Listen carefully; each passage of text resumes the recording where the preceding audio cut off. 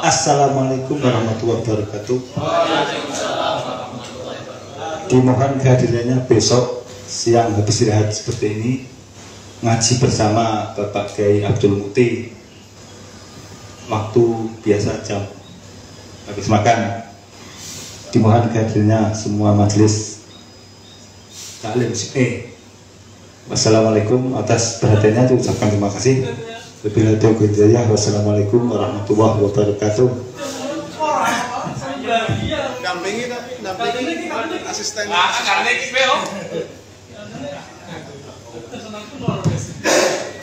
Bismillahirrahmanirrahim. Assalamualaikum warahmatullahi wabarakatuh. Jamaah sekalian yang sejenis maupun yang tidak sejenis, yang hitam maupun yang manis, yang berkumis maupun yang berambut klimis, mari kita bersama-sama membaca salawat kepada Nabi besar Muhammad SAW, dan semoga syafaat dari beliau selalu menyertai kita semua. Amin ya rabbal alamin. Bismillahirrahmanirrahim.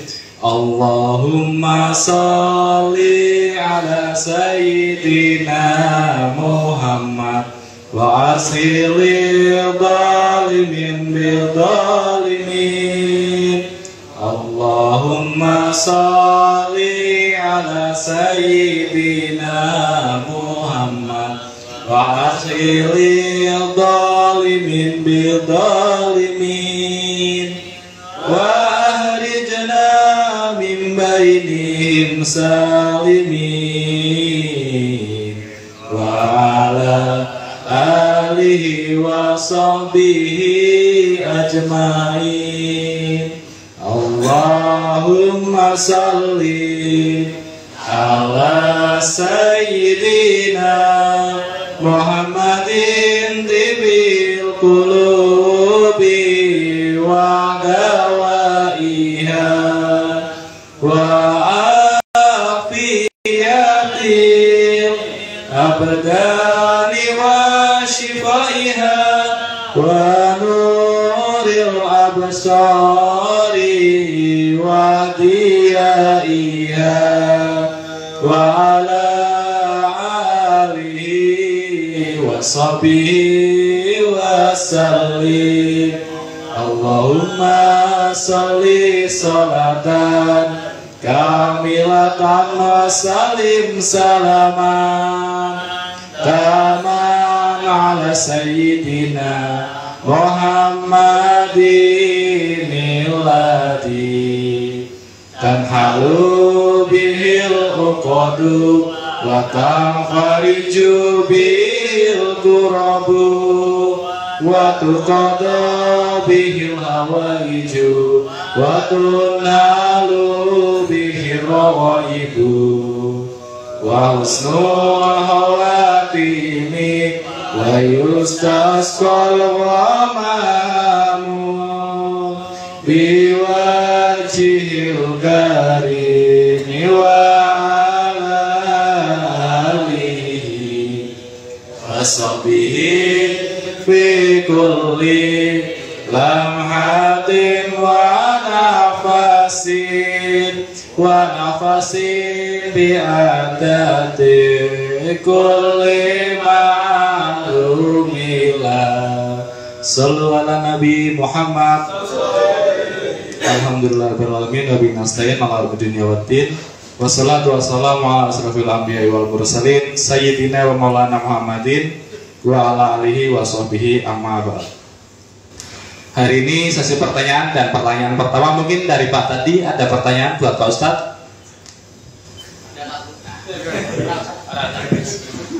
Pak Ustadz, terima kasih atas pendampingnya. Sebenarnya kalau memang minggu itu banyak dikeraskan Pak, jadi kita tidak menginginkan jodoh. Ini Pak mau ambil itu ofis buat sopor. Keraskan ini lah Pak, siapkan. Pertanyaan berarti ya.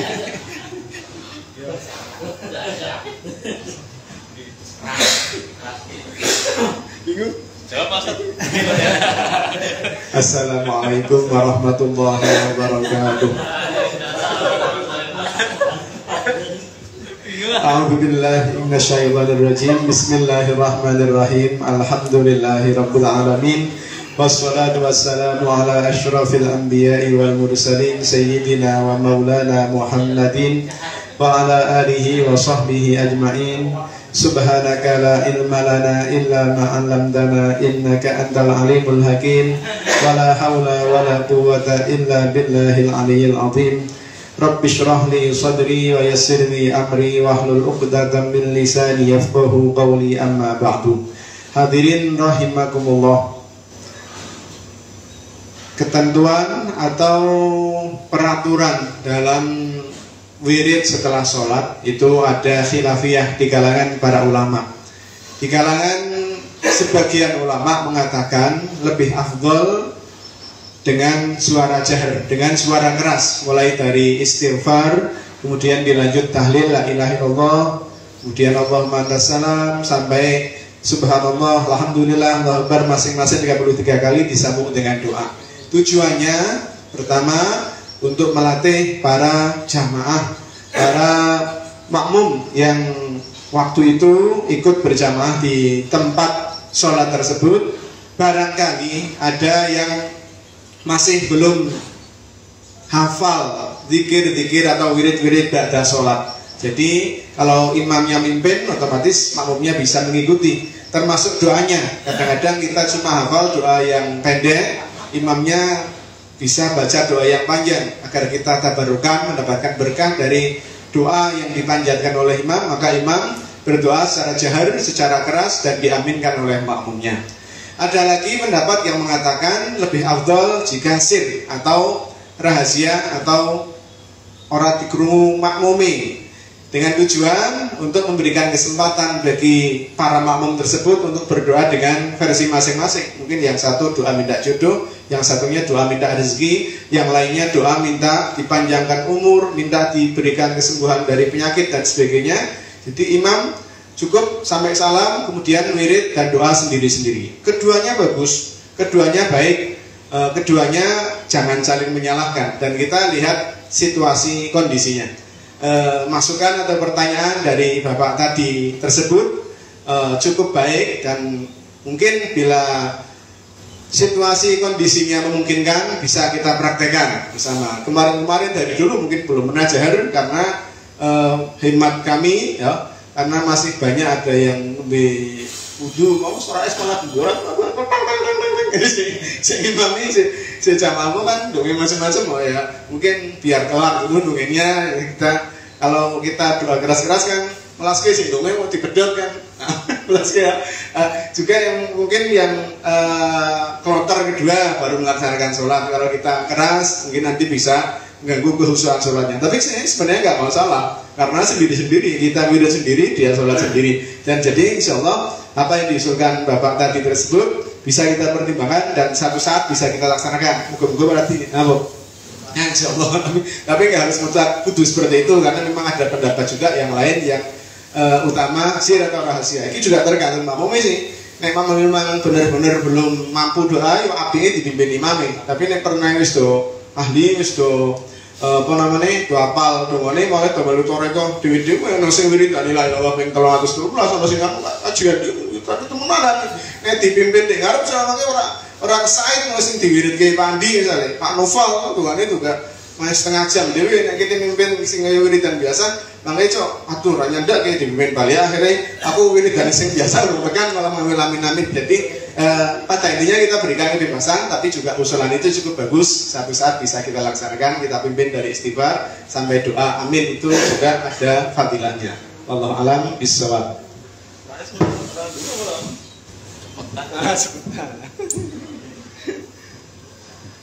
Usulan yang luar biasa dari Pak Tadi. Mungkin ada pertanyaan yang lain dari teman-teman. Pak, kalau misalnya kurban itu tiap tahun sekali atau misalnya mampu atau misalnya sudah pernah kurban sudah berarti kewajiban sudah gugur, apa memang harus tahun sekali? Terima kasih.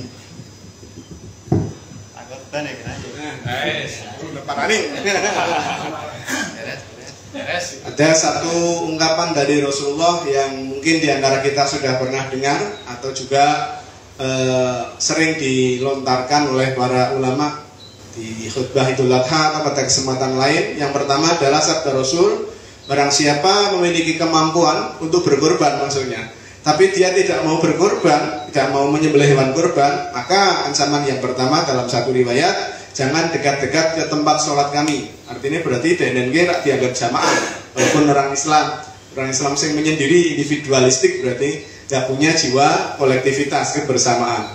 Dalam riwayat yang lain juga disebutkan, jika ada orang sudah mampu berkorban tapi tidak mau menyembelih hewan kurban, maka dia boleh memilih ketika mati, akan mati seperti orang Yahudi atau mati seperti orang Nasrani. Fal yamut insya'a Yahudiyan atau insya'a Nasraniyan. Nah, riwayat yang pertama yaitu wala yatakarab musalla, jangan dekat-dekat ke tempat sholat kami. Itu dua pijakan, dua dalil yang menyatakan anjuran yang sangat atau sunnah muakkad untuk melakukan penyembelihan hewan kurban bagi yang mampu. Pertanyaan dari kajian di tadi, kajian di barusan,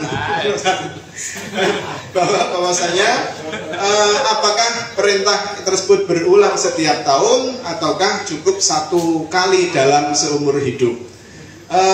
Jika kita mengacu pada karena formal-formalan ya, gugur kewajiban, ya wis asal wis tahu kurban, ya sudah, berarti kan sunnah muakkadnya sudah pernah dilakukan.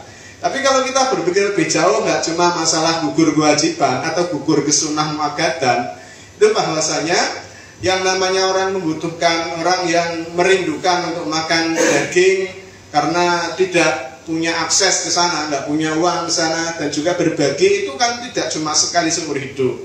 Jadi, nek uang gue memang duwe kelebihan harta, setiap tahunnya dia punya anggaran untuk bisa berkorban, tentu akan lebih baik lagi jika dia mampu berkorban setiap tahun.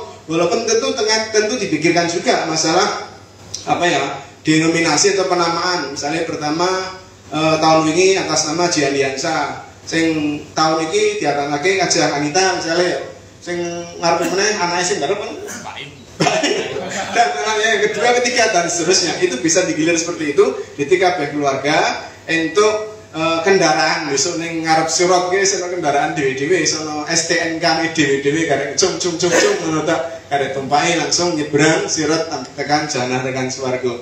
Jadi intine ki nek iso setiap tahun ya tentu lebih bagus. Tapi nek memang anggaran ustaz kurban kuwi diamanake temenan nanti dikeret anggaran go per bulane, itu berarti memang wong urung mampu sing minal fuqara wal masakin yo sekali seumur hidup insyaallah wis gugurke kesunah muakkadane. Tapi nek nang duit itu kurang, semakin banyak setiap tahun kita berkorban tentu akan semakin bagus, karena berarti jiwa berbagine jenengan sudah hampir sempurna. Iso ora iman-iman ngetoki duit go korban kuwi, tur insyaallah wong-wong yo do seneng krana saben tahun kena dinteni daginge, nggo nyate, nggo gule dan sebagainya. Nyenenge wong jelas termasuk ganjaran sing gede. Kurbane dhewe untuk ganjaran, menyenangkan hati orang lain yang merindukan saat-saat Idul Adha seperti itu, juga dengan dapat tambahan plus SM sangat memuaskan ning ngarsane Gusti Allah Subhanahu wa taala. Wallahu alam bissawab. Mas Fajar ada pertanyaan mungkin lanjutan. Maksudnya mau tanya masalah zakat profesi Ustaznya 2,5% itu apakah itu wajib untuk semua orang, dan seperti kita karyawan ini apakah juga wajib Ustaz?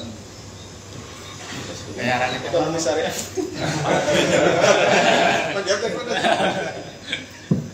Ini zakat apapun jenisnya, mulai zakat fitrah, zakat mal, dan semua varian dari zakat mal, termasuk yang paling modern, penemuan tahun 2000-an, abad 20, zakat profesi. Sebelumnya nggak ada zakat profesi, karena zakat profesi itu kaitan dengan profesi yang dulunya tidak ada, seperti dokter jauh, tapi profesi dokter kayak sekarang nggak ada. Dengan akuntan publik, terusan kayak sing biasa gawe notaris dan sebagainya, itu zaman biyen udah profesi kayak ngono. Nah saiki ada dan pendapatannya banyak, melebihi para petani. Petani aja zakat ya, peternak sing semakin lama semakin menurun pendapatannya zakatnya, masuk sing profesi kok ora zakati. Akhirnya para ulama mutakhirin, ulama modern menemukan formulasi itu termasuk koyo dagangan mono, jadi tetap wajib dikeluarkan zakatnya. Nah, yang namanya zakat, sing wajib ditoke, mungkin mau zakat mal, zakat fitrah dan sebagainya, ada limit, ada batasan minimum. Apabila tidak tercapai limit tersebut, belum wajib zakat. Inilah limit atau batas tersebut dalam terminologi fikih atau istilah fikih yang disebut dengan nisab. Nisab, bukan nasab ya. Nisab itu batasan minimal. Kalau jenengan wis krasa sugih kok, pernah aku 2 bulan gajine kaya Beb Mamuri misalnya 10 juta ya. Tapi utangnya juga 6 juta misalnya. Misal bermisalan. Kok aku krasa sugih 10 juta, tapi padahal sing dicekeli jenengan cuma 4 juta. Itu kalau dikalikan 12, 4 kali 12 berapa? 48 juta per tahun ya. Itu misalnya harga emas 85 gram limit atau nisab zakat kan 85 gram emas, katakanlah 70 juta kan berarti masih di bawah limit. Jadi kan urung wajib zakat. Pak ngetok sedekah ya apik jos. Gusti Allah senenge men urung wajib wis ngetok oke pemenuh esuk nek tak pari. Wah nek sugih mesti zakate cok ngumpul-ngumpuli. Nah kese kan seneng tetap tapi asli urung wajib. Lamun ora ngetokke kuwi ora dosa. Ngetokke luwih apik, ora ngetokke ora dosa. Tapi jika orang itu memang pendapatnya selama setahun kalau dikalikan dan sebelumnya dikurangi kebutuhan-kebutuhan untuk makan, untuk kendaraan yang biasa ditumpangi, mangkat mulih kerja dan sebagainya, itu memang masih kurang. Nek dipeng ke setahun ke ono dengan setara dengan harga 85 gram emas, memang dia wajib zakat. Walaupun profesinya profesi buruh, katakanlah yang pegawai swasta, ya. Tapi ini saat ini selama setahun ya wajib zakat dan mengeluarkan sejumlah minimal paling sedikit 2,5%. Pak ditokke nggak bulan dipotongin dari gaji 20,5% boleh, mau diakumulasi selama setahun misalnya untuk 80 juta atau 70 juta dikalikan 2,5%-nya juga boleh dikasihkan kepada mustahik orang yang berhak menerima zakat tersebut. Atau di zaman sekarang langsung dipotongkan ke Basnas, ke Lazis, bisa itu juga. Nanti mereka lembaga tersebut yang membagikan pada orang yang membutuhkan atau yang berhak menerimanya. Wallahu a'lam bishawab. Akar itu misalnya namanya? Lagi semua.